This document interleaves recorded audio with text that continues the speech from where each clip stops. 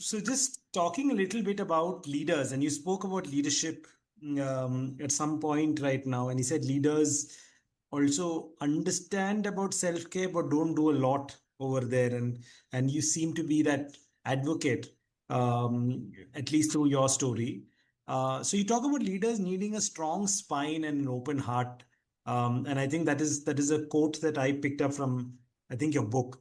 And senior leaders often pride themselves on being very purely rational, very analytical, very rational, etc.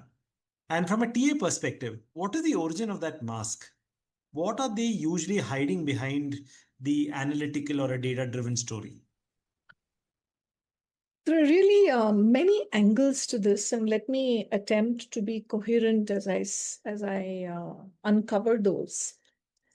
In India, just like many other parts of the world, a lot of leaders at the top are men. Right? We have a problem in that space of women in leadership. So a lot of them are men, and if you look at how men are socialized, not just in India but even in other parts of the world, are we are socialized to wear our armor, go out there. It's like war. I mean, this is the terminology, even in corporate India as elsewhere. This is the kind of terminology. Yeah? You're at war. You're playing a game, and when you're playing a game, you wear enough protection if you're in a rough game. So you see, if this is the socializing, and so the rational becomes the automatic place to lean into, thinking that the mind is everything. The other angle is also in India, the many years of colonial history that we have, and therefore the education system in our country is very much leaning to the mind, very much leaning to the idea that you build that, you problem solve with that, and that is the be all and end all of all what you may do as a leader. You think through things. Yeah. I cannot imagine too many male leaders saying, "Oh, let me feel through this and find a solution." Yeah, so that's just not language that comes. But we understand in TA that good problem solving needs thinking and feeling, right? You think about your feelings, you feel about your thinking. And it is through this toggling that you really arrive at what is necessary and needs to be done. So I think when I go back to, therefore, what is this whole leaning to rationality? I think this is what it is, right? And it's a little different with women. We don't only lean into rationality. We have tremendous permission to also lean into emotion. Again, because of how our social roles are, how we are socialized, there's a lot of permission for that.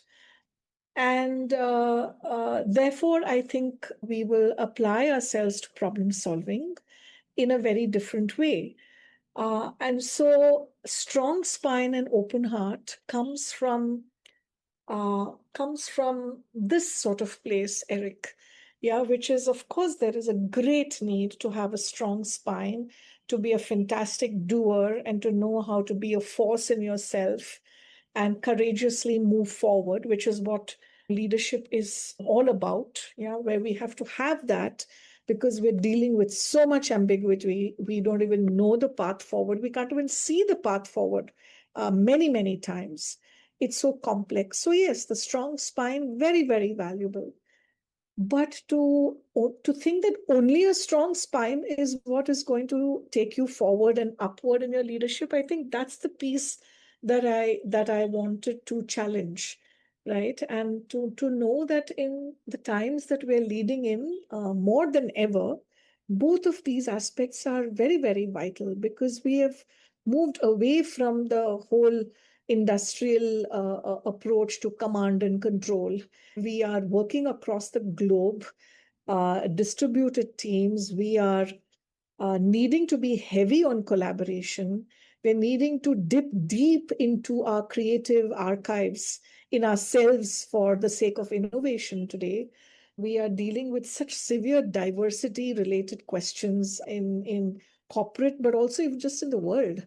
So, how would we face any of that without a heart, without us being able to lean into also an emotional side, lean into the powerful values of care and love and empathy and being relational, right? I cannot see a way forward without it. So I think it's an imperative to actually have these two.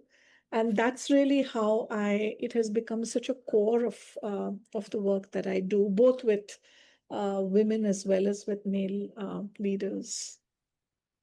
Mm.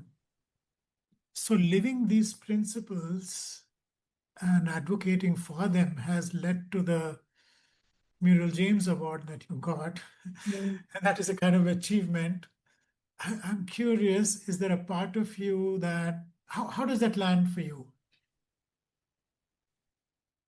Um, there's a part of me that is very, very proud, Mm. and very moved that colleagues from so many parts of the world could say yes to this, and to account for the fact that I have made many unusual choices to walk these paths that I have, and perhaps that is what has led to whatever I've created, written, built, and the Muriel James Award is some sort of affirming of that. Having said that, I really think I also have a lot of value for flexibility. I think there is a place in life for standing firmly in those values. Yeah, and in TA, for example, when we speak about ethics, yeah, it's really about standing firmly in those values. And yet we also speak about learning to think in the grays. Yeah, because a lot of it is actually in the gray. And for that, I find a certain openness and flexibility and capability to also hold things a little lightly becomes important. So I think um, at some level, I feel the pressure at having received it. But at another level, I feel it's a gift because now I can deepen my capacity for living in the gray, deepen my capacity for holding polarities, knowing when to collapse those polarities, holding flexibility, being able to look at all angles of a person and a problem. And I feel these are challenges because, in some ways, it is very easy to stand in the polarities. It's easy and tough. You have to just be there. But to constantly be playing with the grays and the many questions of flexibility, I am finding that that is a learning for me that I'm leaning into more. And so, yeah, I'm grateful to have received it. And I also now ask myself, um, how am I going to deepen my connection to the gray? How am I going to deepen my connection to flexibility? Uh, um, how am I going to deepen my connection even more to compassion in the light of injustices, in the light of um, malpractice? Yeah, in such a situation, how am I going to bring a deepened sense of thinking, compassion, flexibility, understanding, but also have one foot, in the values? So I think this is very tricky. And I Mhm. think that as I grow uh, in my years, that I will be able to um, deepen this and learn more about this. Yeah. Interesting, Sai. So, Sai, the way I have known you over the years is you championing women's leadership for many, many years. And that's the first time I got to know you. Yeah. But now you're holding something called a men's circle. And when you sit in the circle and you hear men speak about their unspoken truths, what part of your own history or your own inner masculine is being healed? Hmm.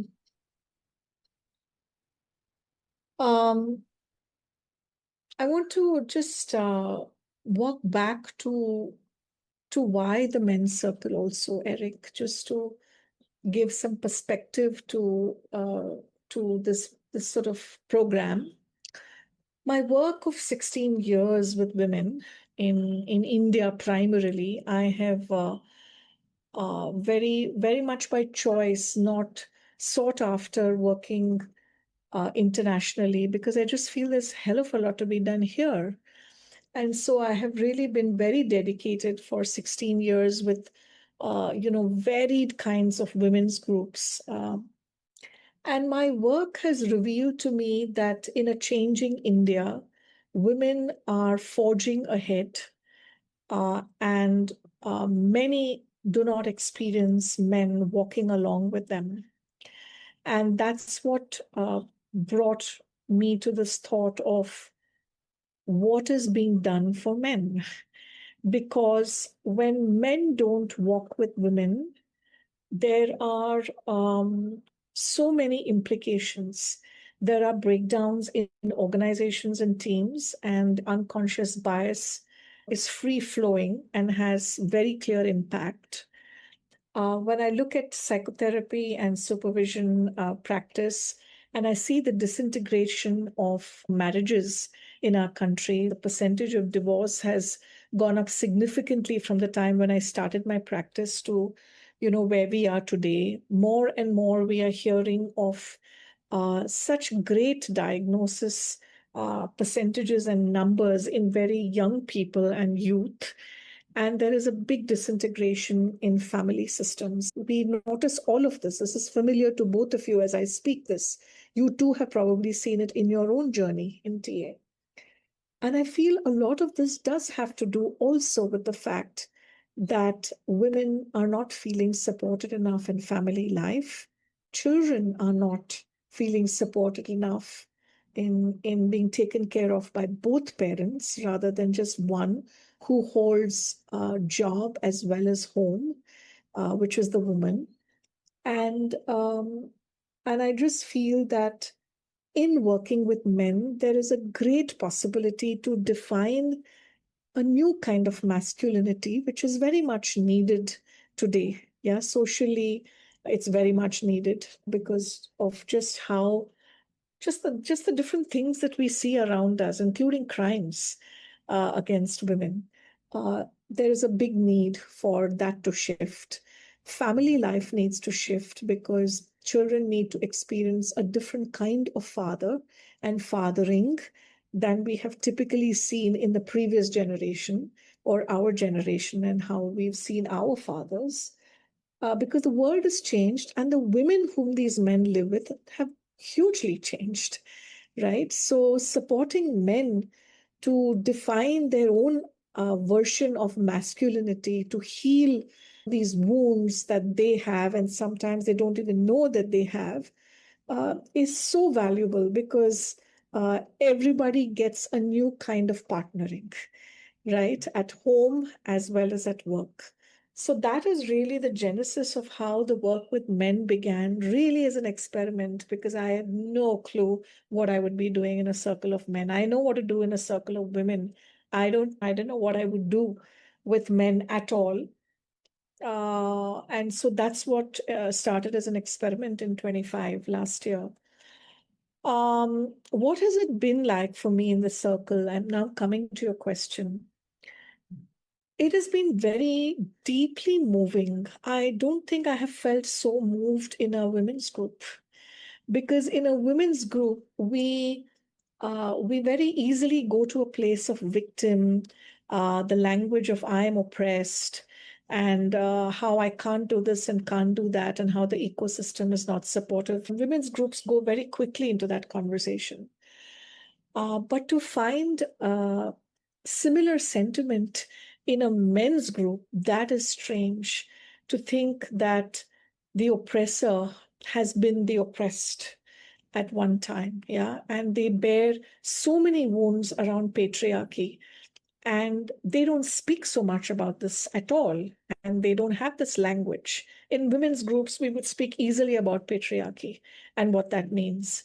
Yeah, in most men's group, we have to even define what patriarchy is because it is an alien idea, right? So to imagine that you're sitting there with so many wounds from all of that, carrying the burden of how you're socialized, have no access at all to your emotional self, and then being in a circle with all of those skeletons tumbling out of your closet, literally, and not even knowing how to handle it in front of your colleagues who are in the circle. And then there are these facilitators who are there. So it's so moving to just see the vulnerability, the pain, the absolute frustration with themselves. All of it is part of the circle. So it has been very moving to see the other side, because that other side I would have only known through a few male friends or my spouse. Yeah, but to sit in a circle and hear so many speaking about this other side, yeah, of their hurts and pains and burdens, and um, I think that has been very, very moving. So, am I healing the masculine in me? More than healing the masculine, Eric, I really feel I have a lot of the masculine in me. Yeah, because I've been brought up to have a lot of the masculine. Yeah. And when I say that, I mean the masculine that drives towards impact, results, performance, doing, creating, building in the world. Yeah. That's how I'm using the word masculine, to have a certain force in how one moves. I'm very much brought up like that. So, in a way, the healing for me has been to collapse and the masculine and the feminine, and to be much more in touch of the balance of that within me, so that as a facilitator I can also bring that to the group. Yeah, so that the men in the circle are also in touch both with their masculine and their feminine selves, because when that balance happens, a lot of this healing and restoration that I've been talking about will happen, right? I see that I'm a living example of that for myself. And I balance that, so much of healing happened. And so I think that's really what I see as the work that, Surya and I are doing in the men's circle. Very interesting. So this is being in the gray again, like you say. And these men, some of them are in boardrooms, some of them are in positions where they talk to the stock market every quarter and say this is the results, etc. I don't know how easy it is for them to carry this experience to those places. Yeah, it may need a little more vulnerability. What is the permission you think they may want to give themselves? Hmm. I think this is at this work is is in its nascency, right? Yes, because there are very few people who are doing these conversations. There are a bunch of wonderful people who brought these conversations to the fore, not just Surya and I. And we are aware of those people and we are proactively in touch with them, because this needs to be a louder conversation. We can't do it by ourselves, and we recognize that right from day one. So I think what we see is that it's a process. It's going to take long, long years for us to see big shifts. But we are very heartened, because even in this 1 year of working with the men's group, we have found excellent uptake, such tremendous movement. They have become a tight, safe group for themselves and each other. So I do feel that I think the permissions that they have taken are really that it is okay for me to be vulnerable. It is okay for me to express and say what I need to say, even if that is something delicate. I don't have to man up and wear armor and meet the world. And many of them, or probably all of them, have seen the impact of this softening in themselves. They have already begun to see the impact in their family lives, in their relationship with their spouses and children. They have already begun to see impact of how they handle work situations with calm, with ease, without projections and acting out. And they have already, in that 1 year, begun to feel more pride in who they are becoming. So I think these sort of experiences that they're having in the real world and the permissions that they've given themselves to be emotionally aware and emotionally available to themselves and others, I think that's been a big game changer for most of the men in the circle. And this year, we continue to do free webinars every month, Surya and I. And this conversation has only become louder and grown exactly in the way that I'm talking about. Yeah, where people are increasingly coming from India and so many other parts of the world to these webinars. And interestingly, all saying the same thing. Yeah, the burden of what they're carrying and the armor that they meet the world in, and how these spaces provide a place for them to put down that armor and to be seen and heard by others, and therefore in that process that they see and hear themselves more. So we are seeing that happening slowly. I think that it's a long road, Piyush. It's a long road. And we're just happy to be one of the people walking on that road. And we are really hoping to hold hands with many other people who are also walking on this path, because this kind of work needs lots of people, yeah, to have this language and to collaborate and start circles of their own. And this is how Surya and I have actually been thinking about this. Lovely to see what you described, Sai, as men seeing themselves very differently than what they used to. Somewhere, one of our themes also from this podcast and also from Human OS is pressing the pause button. So, Sai, Mm. if you were to press your pause button right now in this very conversation, what is the feeling or the thought that you're sitting with just below the surface that you haven't given words to it yet? I think the thought that I'm sitting with is that here I am talking about men's work and strong spine and open heart and masculine and feminine balance to two men. And I'm just curious about asking you, what are you feeling right now about everything that I have just put out? How do you resonate with all of this? And I'm even curious how you, the two of you, may participate actively as allies in this work. So, yeah, I mean, it's just questions. There are three questions already, in this pause. I can start, and maybe Piyush, you can go after that. For me, even in my current company, I've started a men's circle, right? So, and the belief that I have is it's not cool for men to talk about things at home. It's not cool for men to talk about the struggles that they go through. Um, it's not cool for me to speak about that too, right? So in some sense, when you have these struggles, where are the safe spaces for us to have these kind of conversations? How do we get ourselves more emotionally literate? And that's the reason why I started off something at my current place. And and my belief is the more emotionally men get aware about things, the more emotionally available they will be for the opposite gender. And instead of fixing women, I think men need a little more fixing.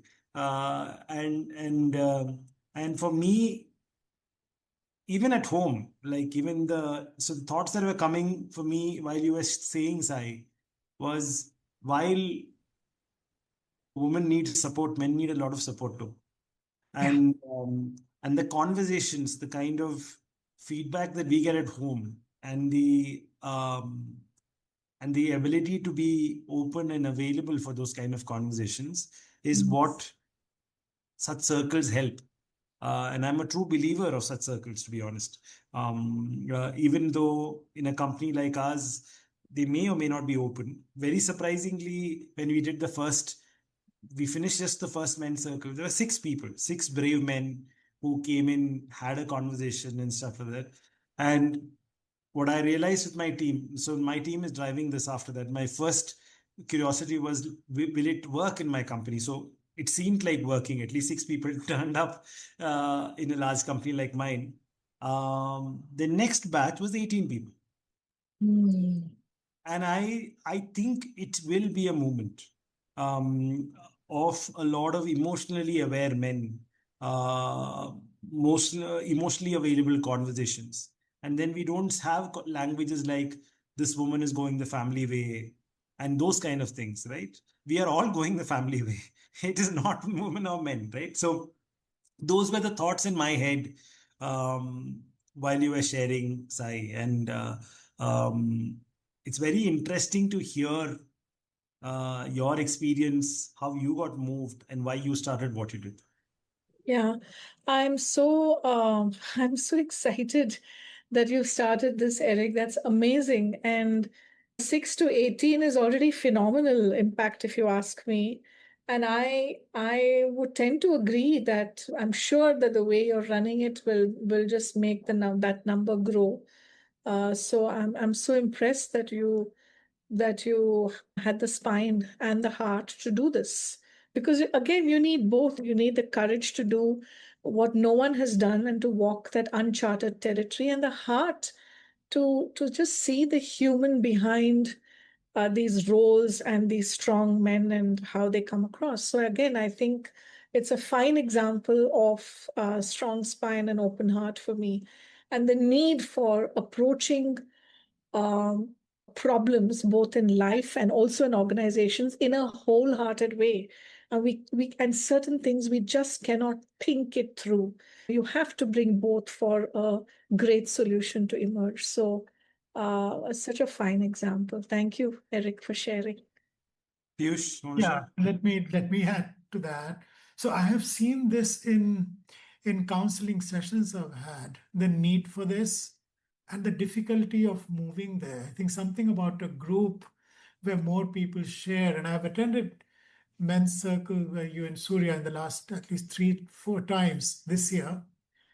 And I am thinking, and it's just timely somehow. Incidentally, I have women at home, so I have 2 daughters and my wife and granddaughters now. So I in the neighborhood, I see flashes of this need come up when there are community events. And while there's a very strong women's group going for many, many years, there isn't one for men.